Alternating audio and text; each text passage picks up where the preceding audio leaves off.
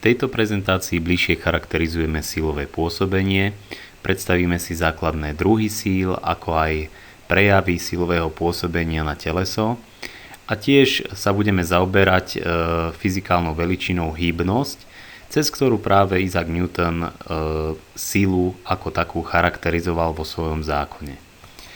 Takže začneme s tým, akým spôsobom môže pôsobiť sila.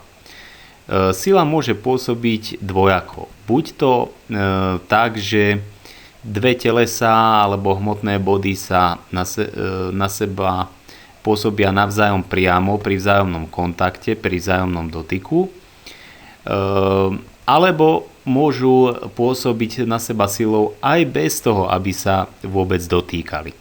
Príkladom takéhoto pôsobenia je napríklad gravitačná sila, ktorá pôsobí prostredníctvom gravitačného poľa.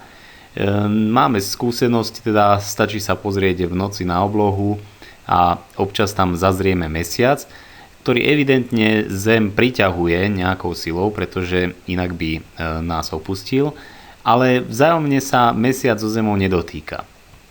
Iným príkladom môže byť prejavy magnetickej sily v magnetickom poli, kedy taktiež máme skúsenosť, že ak prisúvame dva magnety ku sebe rovnakými polmi, budú sa odtláčať, a to aj bez toho, aby sa vzájomne dotkli. Alebo naopak pritiahnu sa a prejaví sa to silové pôsobenie aj bez toho, aby sa tie dva magnety dotkli. Alebo ďalší príklad, elektrická sila. Takisto, keď takýto balónik, ktorý pošúchame o sveter, priložíme k vlasom, tak tie sa k nemu pritiahnú, a to aj bez toho, aby sa ich on na začiatku tých vlasov dotýkal. Čiže pole je jedna zo základných foriem hmoty a vlastne umožňuje takéto pôsobenie síly. Ako sa prejavuje to, keď sila pôsobí na nejaké teleso, tak môže sa to prejavovať dvojako. Buď to nastáva deformácia, to znamená zmena tvaru telesa, tu vidíme, ako sa deformuje akási pružinka, alebo nastáva zmena pohybového stavu. To znamená, teleso mení svoju polohu. Ak sila pôsobí, vždy tam nájdeme aspoň jeden z týchto dvoch jej prejavov, ale môžu tam sa vyskytovať aj obidva súčasne. Medzi základné druhy síl patrí gravitačná sila, ktorá už bola spomenutá, je nám dobre známa z bežnej každodennej skúsenosti. Keď vyskočíme od Zeme, tak sme priťahovaní práve touto gravitačnou silou, ktorá spôsobí zmenu našej polohy, opäť nás vráti smerom k Zemi. Treba však povedať, že gravitačná sila existuje medzi akýmikoľvek telesami, ktoré majú hmotnosť, nie len medzi Zemou a nejakými objektami. Ďalšou silou je sila elektromagnetická, ktorá vôbec umožňuje spájanie atomov do nejakých molekúl a do vytvárania zložitejších štruktúr. Je takisto táto sila, vďaka tejto sile napríklad môžeme pohnúť niečím. No a potom sú to ešte jadrové sily, a to je silná a slabá sila, ktoré sa teda prejavujú predovšetkým v atomovom jadre. Každý sa už naučil asi aj iné sily, ako je sila trecia, sila odporová, alebo elektrická, ktorá je časťou takou, tá elektromagnetická, ktorá bola spomenutá, obsahuje v sebe aj tento názov elektrickej sily.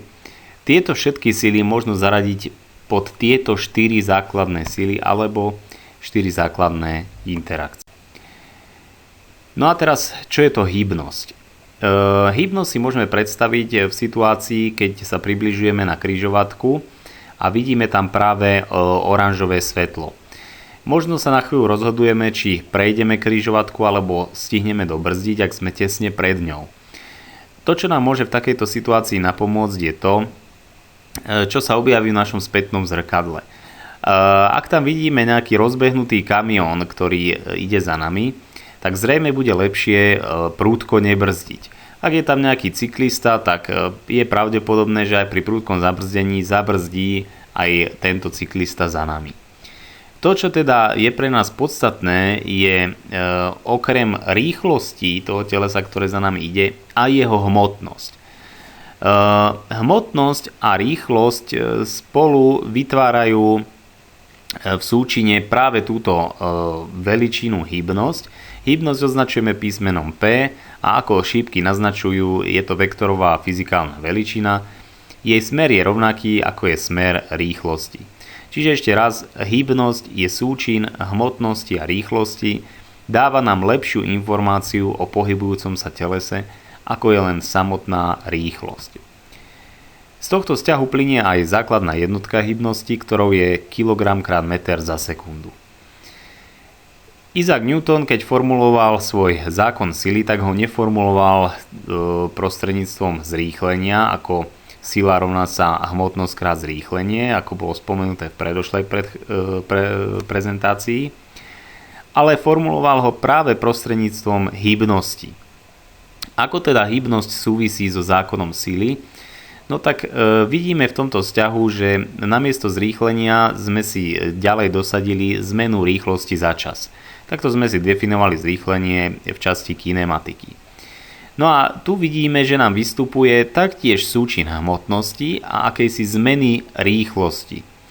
Keďže hmotnosť krát rýchlosť je hybnosť, tak hmotnosť krát zmena rýchlosti je zmena hybnosti. Ten trojuholníček symbolizuje zmenu.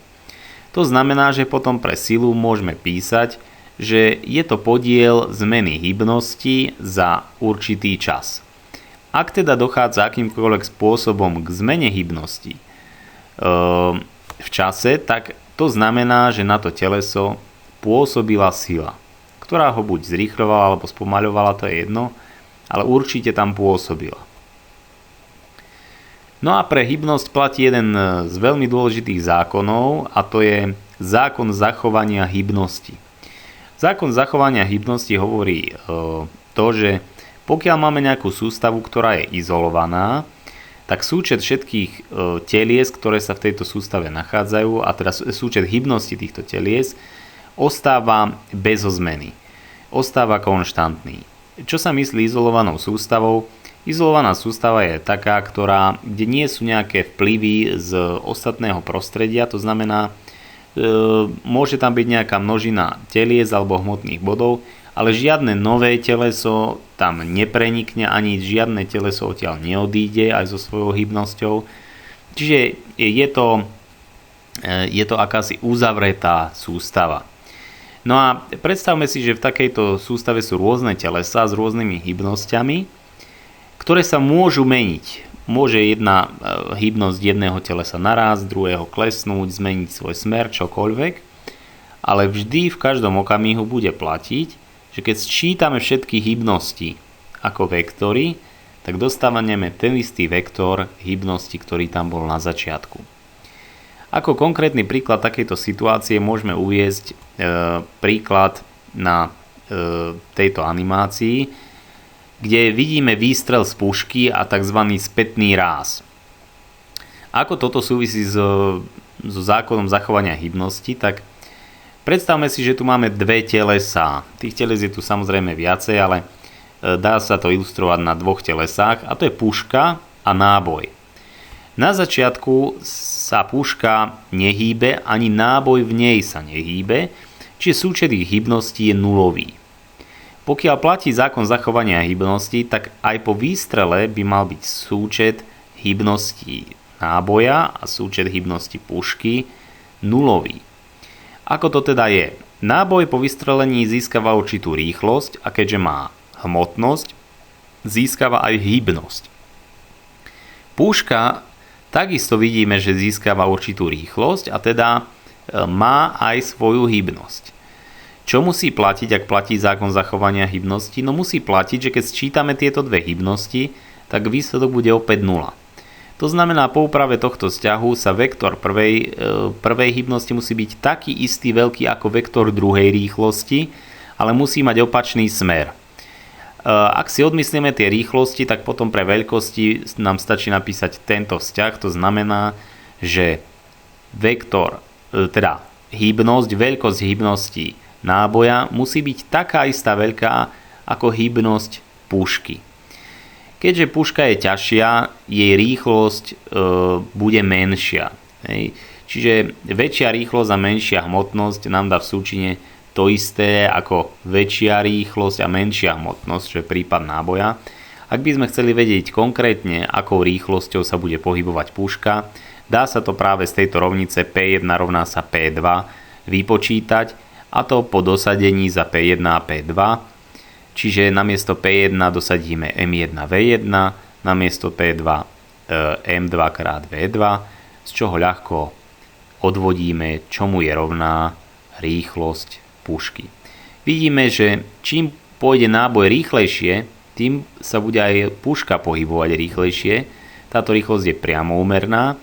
Čím bude tá puška ťažšia, tým sa bude pohybovať pomalšie.